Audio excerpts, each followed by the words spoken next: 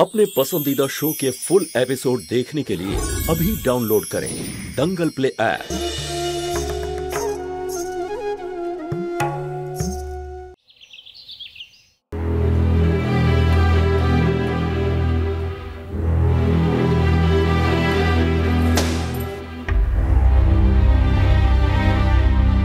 কি হয়েছে দীপু? এত রেগে আছিস কেন? আরে বাবা বলবি তো কি হয়েছে? হ্যাঁ ঠাকুমা, সব ঠিক আছে, সবকিছু ঠিক করে এসেছি আমি কে সেটাই বলেছি যেটা তোমরা আমাকে বলতে বলেছিলে। বলে দিয়েছি আমি দিদির শ্বশুর বাড়ির সবাইকে যে সুধার অন্য কোথাও বিয়ে ঠিক হয়ে গেছে। আর সুধা উদয়কে সেটাই বলেছে হয়তো যেটা আমরা বলতে বলেছিলাম। এসব এসব আমরা কেন করছি? কেন অকারণে সুধার জীবনটা এইভাবে শেষ করে দিচ্ছি? কাঠের পুতুলের মতো নাচাচ্ছে ছোট মা আমাদেরকে।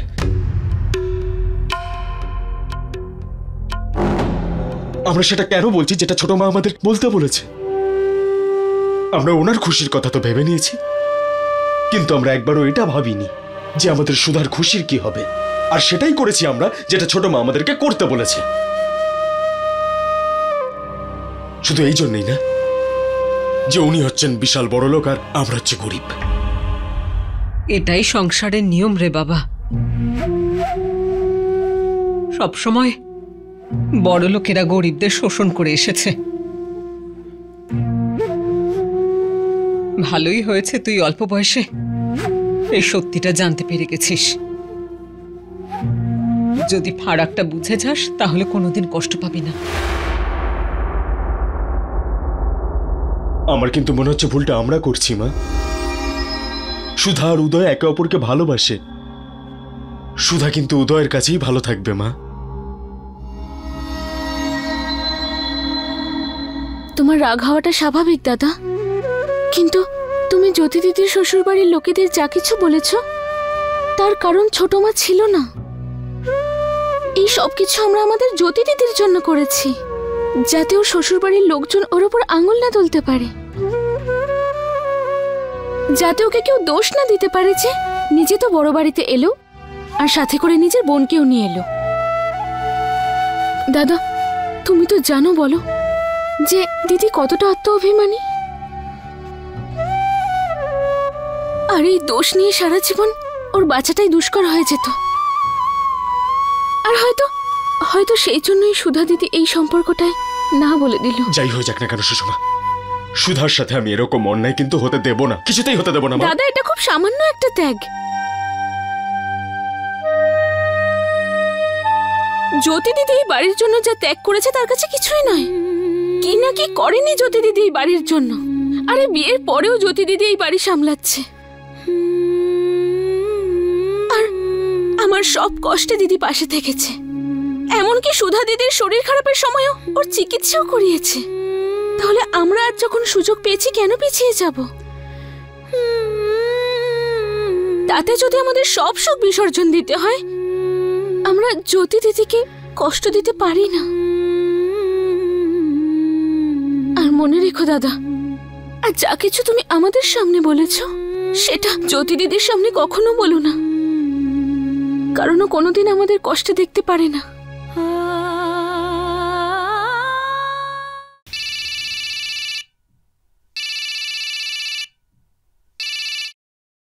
হ্যালো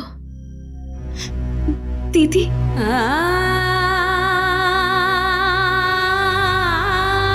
সুধা তুই ঠিক আছিস তো? আমি আর সহ্য করতে পারছি না। আমি আর কত এভাবে কষ্ট দেব উদয়কে? যদি যদি যদি ও আমাকে ভালোবাসে তাতে ওর কি দোষ?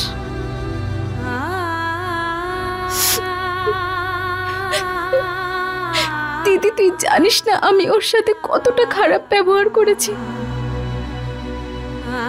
দিদি আমি ওকে থাপ্পড়ও মেরেছি, নিজের হাতে কষ্ট দিয়েছি ওকে। আর ও শুধু তাকিয়েছিল বুঝতেই পারছিল না যে ওর ভুলটা কোথায়। দিদিও খুব ভালো, আমার জন্য কত কিছু করেছে ও। সুধা,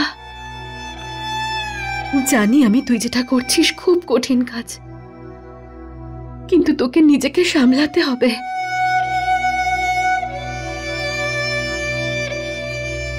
আমাকে ক্ষমা করে দে সুধা। না দিদি, না, তুই তুই নিজেকে দোষ দিস না। আমার মধ্যে কিছু খামতি আছে। না সুধা, তোর মধ্যে কোনো খামতি নেই। তুই শুধু দিদি, তুই তুই একদম চিন্তা করিস না। আমি কখনো এরকম কোনো কাজ করব না যাতে তোর তোর তোর পরিবারের কোনো কষ্ট হোক, তোর উপরে কেউ আঙুল তুলুক। কখনো না দিদি, কখনো না।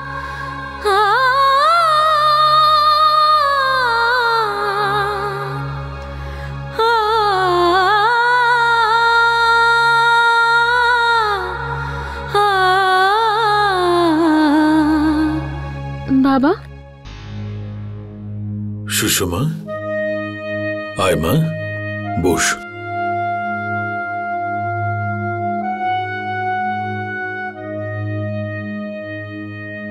আমাকে কিছু বলতে চাস মা?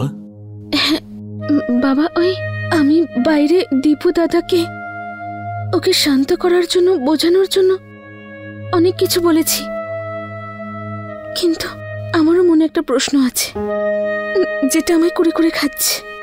বল না মা, বল। আমরা সবাই সুধা দিদির অবস্থাটা দেখতে পাচ্ছি বাবা। বাবা, ও একটা মেয়ে, ও নিশ্চয়ই ওর জীবন সঙ্গীকে নিয়ে অনেক স্বপ্ন দেখেছে। ওর ইচ্ছের কোনো দাম নেই বাবা। তুই একদম ঠিক বলছিস মা, কিন্তু আর একটা কথা ভাব মা, যদি উদয় আর সুধা সম্পর্কটা পরিণতি পায়, তখন ভৈরবী দেবী কিন্তু খুব সহজভাবে ব্যাপারটা মেনে নেবেন না। এমন না ঘটে যায় একটা সম্পর্কের কারণে আমার দুটো মেয়ের জীবনে অশান্তি আসে। না সুষমা, ভালো এটাই হবে যে সুধা আর উদয় পরস্পরকে ভুলে যাক। আমি জানি মা, এই সিদ্ধান্তটা কঠোর, কিন্তু এতে সবারই ভালো হবে। হ্যাঁ বাবা।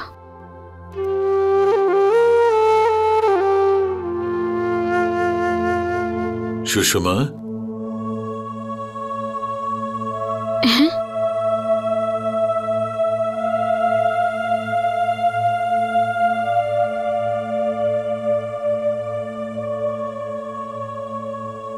মা, কাল পর্যন্ত তুই এই বাড়ির সবচেয়ে ছোট আর জেদি মেয়ে ছিলিস, কিন্তু আজকে আমি তোর অন্য রূপ দেখলাম। হয়তো সময় সবকিছু শিখিয়েছে বাবা। আর যদি যদি এই সবকিছু আগেই বুঝে যেতাম, তাহলে তাহলে হয়তো জীবনে এত কষ্ট পেতে হতো না। পুরনো কথা সব ভুলে যাবা, আগামী দিনের দিকে তাকা। আমিও প্রভুর কাছে প্রার্থনা করব যে আমার পরিবার যেন একসঙ্গে সুখে থাকে।